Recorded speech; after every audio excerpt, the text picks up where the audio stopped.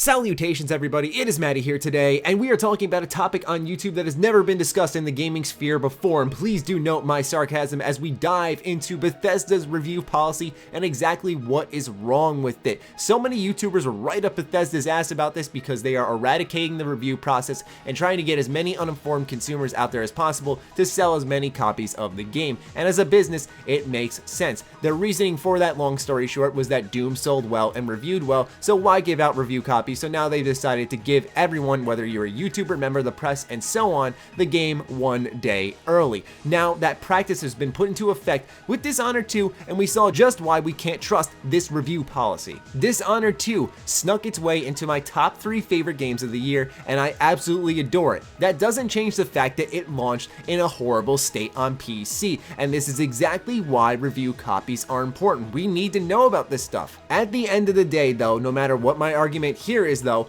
you can easily counter this by saying don't buy the game early. Don't pre-order it, don't buy it on launch, wait for reviews, and I encourage that behavior beyond belief, especially when it comes to Bethesda at this point. I told a lot of people that they're basing this decision off of one game. Not every game's going to be a Doom, and I didn't even think that Dishonored would have launch problems, and I said also don't think that every game's going to be a Dishonored 2 where it's going to launch and be really good. And Dishonored 2 is a fantastic game, but it's horrible on PC.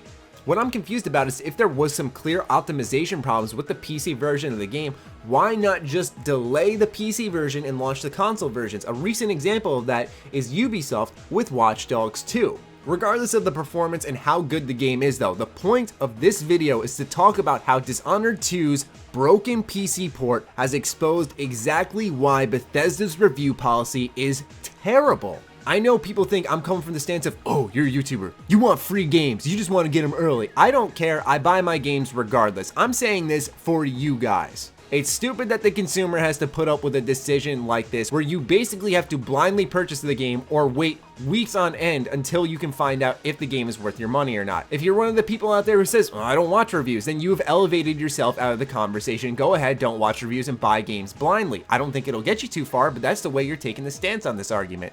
This is for the people who watch reviews, clearly rely on them to make a educated purchasing decision. And at the end of the day, if the developer, the publisher, decides to combine to make a good product, it shouldn't be a problem handing out review copies to inform the consumer that their shit is good. What is sadly happening now is that people will see the sales numbers for Doom, they will see the sales numbers for Dishonored 2, these widely popular single player titles, and how even though Doom launched just fine, Dishonored 2 didn't launch that fine but still sold well, and companies will follow suit. And you heard it here first, and ACG, Carrick, he said it on his channel half a year ago that other companies are going to follow through with this exact policy and it will become a commonplace in our industry.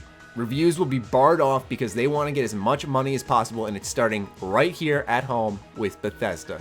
So speak out against it. That's why I want to just talk about it today. This is sad. This is disappointing that this is something that consumers have to deal with. You guys deserve to be informed. Yes, you're smart people. You should be able to just wait a day, do your research. I believe that information should be available right on day of when the interest is highest. Interest dips off after launch day. It's a known fact. There is a statistic on the IGN article when you search Dishonored review for the Dishonored game itself, the first one, that the peak is right within that first week or so of launch. After that, there's a severe dip that's not even half of the amount of people looking it up.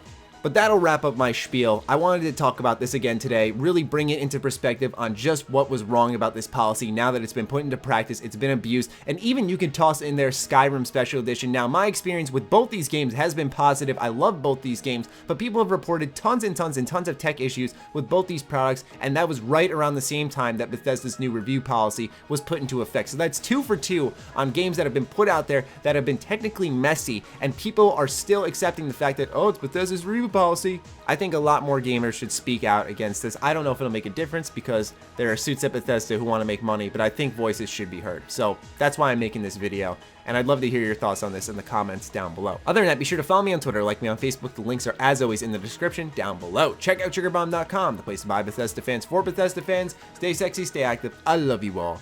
Peace.